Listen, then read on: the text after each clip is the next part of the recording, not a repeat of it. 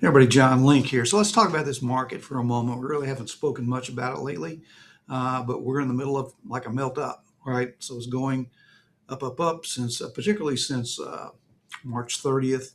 April and May have been unbelievable, really.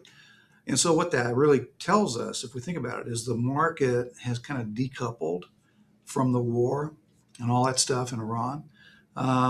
Yeah, the Straits of Hormuz is critically important.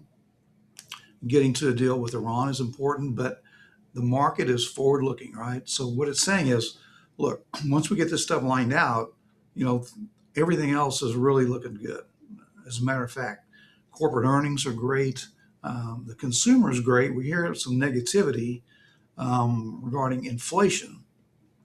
Well, yeah, I mean, with these oil price spikes, there will be, some inflation that goes along with that. Right now it looks like oil is coming back down, is in the 80s the last time I looked this morning. Pretty incredible. So my comments about the market are enjoy it while we're going up. We do look for a generally upward trending market through the rest of the year. Hopefully, beyond that, we're in a bull market, and we can have, and then do have, and probably will have some pullbacks, right? All that is, as you know, from your years of experience with investing and with me, is that simply presents itself as a buying opportunity. When we do have these pullbacks, typically it's called a dip. Those get bought, and we're off to the races again. No guarantees about anything, but on the security side of this thing, the actual investment part of it is just a time to ride. As a matter of fact, we are taking some profits in some areas and rebalancing to be sure that we can capture the profits that we do have in some areas. Royal Fund Management does this on a quarterly basis in many of the accounts, actively managing the accounts to the extent that we'll rebalance on, say, a quarterly basis.